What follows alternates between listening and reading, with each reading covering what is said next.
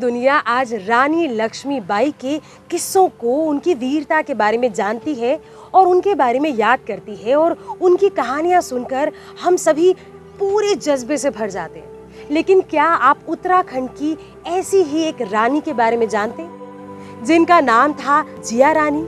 खूब लड़ी मर्दानी वो तो रानी जिया रानी थी। नमस्कार, हिल टेल्स की आज की कड़ी में आप सभी का स्वागत है, जहां पहाड़ की अलग अलग कहानियों को आप तक हम पहुंचाते हैं। और आज की कहानी है जिया रानी की।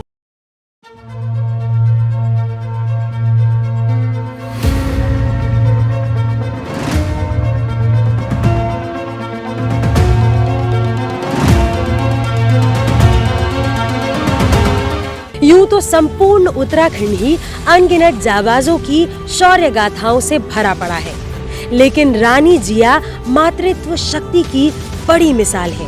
उन्होंने तुर्कों की विशाल सेना के दांत खट्टे कर दिए थे। सन 1192 में राजपूत शासक पृथ्वीराज चौहान को युद्ध में हराने के बाद भारतवर्ष पर तुर्कों का राज हो गया था और तुर्क शासक मोहम्मद गौरी लगातार देश के दूसरे राज्यों पर आक्रमण कर रहा था। तब हरिद्वार में पुंडीरों का राज था और उनकी ही बेटी थी जिया। जिया रानी के बचपन का नाम मौला देवी था। 1370 में उनका जन्म हुआ। वो हरिद्वार के राजा की बेटी थी। उस वक्त तुर्कों और मुगलों के हमले लगातार जारी रहते थे और न सिर्फ हरिद्वार बल्कि उत्तराखंड के गढ़वाल और कुमाऊं में भी तुर्कों के हमले होने लगे।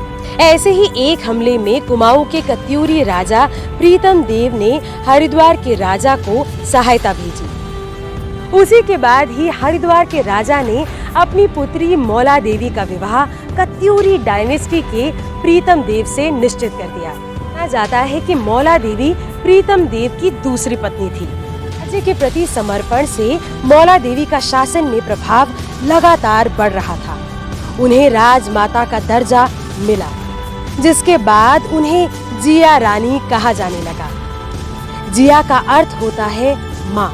प्रीतम देव 47वें कत्यूरी राजा थे, जिन्हें पिथौरा शाही नाम से भी जाना जाता है। इन्हीं के नाम पर वर्तमान पिथौरागढ़ जिले का नाम पड़ा।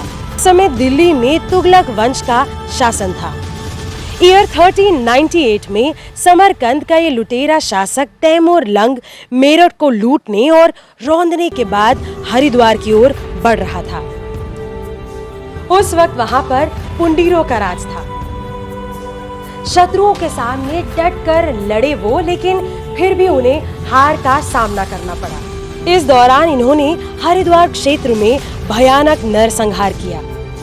तब तत्कालीन पुंडीर राज परिवार को भी उत्तराखंड के नकौट क्षेत्र में शरण लेनी पड़ी, जहां उनके वंशज आज भी रहते हैं और मखलोगा पुंडीर के नाम से जाने जाते हैं। लुटेरे तैमूर की एक टुकड़ी आगे पहाड़ी राज्यों पर भी हमला करने के लिए भेजी गई। जब ये बात जिया रानी को पता चली तो उन्होंने राजपूतों की एक सेना का गठन किया। तैमूर की सेना और जिया रानी की सेना के बीच में भीषण युद्ध हुआ, लेकिन इस बार तैमूर की सेना को हार माननी पड़ी। इस विजय के बाद तुर्कों के बटालियन ने जिया रानी की सेना पर फिर से हमला किया और इस बार जिया रानी की सेना हार गई। ऐसा माना जाता है कि फिर राजा प्रीतम ने आक्रमण किया तुर्कों पर और उसके बाद वो रानी जिया को अपने साथ सुरक्षित ले गए। ऐसा भी माना जाता है राजा प्रीतम जिया रानी से काफी बड़े थे। जिया उन्हें पसंद नहीं करती थी और अलग गौला घाट के रानी बाग में रहती थी। प्रीतम देव की मृत्यु के बाद बेटे धामदेव को उत्तराधिकारी बनाया गया। कुछ लोक गाथा ये भी बताती है कि जिया रानी के बेटे धामदेव ने अपने ही पिता को मारा और उसके बाद सत्ता संभाल ली। उनकी मां जिया रानी संपूर्ण कत्यूरी राजवंश की महारानी बन चुकी थी।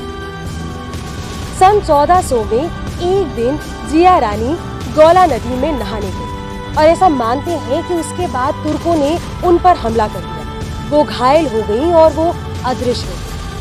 ये भी कहा जाता है कि क्योंकि वो शिव की बहुत बड़ी भक्त थी तो उन्होंने भगवान शंकर से प्रार्थना की कि उन्हें भगवान शंकर चट्टान में परिवर्तित कर दिया। कुछ लोग ये भी मानते हैं कि क्योंकि उन्होंने एक राजा को पनाह दी थी, इसीलिए तुर्कों ने उस दिन उन पर हमला किया। तुर्क उन्हें कैद करके अपने राजा के पास ले जाना चाहते थे, लेकिन जिया रानी ने अपनी अस्मिता को बचाने के लिए जौहर रच दिया। कहते हैं उन्होंने अपने आप को एक लाल लहंगे जैसे चोले में छिपा लिया था और वे इस लहंगे के आकार में ही शिला बन गई थी। गौला नदी के किनारे आज भी एक ऐसी शिला है जिसका आकार कुमाऊनी पहनावे वाले लहंगे के समान है। उस शिला पर रंगीन पत्थर ऐसे लगते हैं मानो किसी ने रंगीन लहंगा बिछा दिया हो। वो रंगीन शिला जिया रानी का स्मृति चिन्ह माना जाता है। आज भी हर साल चित्रशिला में सैकड़ों गांवों से अपने परिवार के साथ लोग आते हैं और जागर गाते हैं। इस दौरान यहाँ पर सिर्फ जय जिया का ही स्वर गूंजता है। लोग रानी जिया को पूजते हैं और उन्हें जन देवी और न्याय की देवी माना जाता है। रानी जिया उत्तराखंड के कुमाऊं क्षेत्र की एक प्रमुख सांस्कृतिक विरासत बन चुकी हैं। सबसे दुखद बात आज की यही है कि हमारा इतिहास जिया रानी को भुला चुका है। इस कहानी के माध्यम से हमारी कोशिश यही थी कि जिया रानी की वीरता, उनकी शहादत को हम आज भी याद रखें। तो आज की कड़ी के लिए इतना ही। ऐसे ही पहाड़ों की अलग अलग कहानियां हिल टेल्स में हम आप तक पहुंचाते रहेंगे। आज का एपिसोड आपको कैसा लगा हमें जरूर बताइएगा। साथ ही उत्तराखंड की और कौन कौन सी कहानियां आप देखना चाहते हैं, जानना चाहते हैं, हमें जरूर बताइएगा। अभी के लिए इतना ही। नमस्कार। जय उत्तराखंड।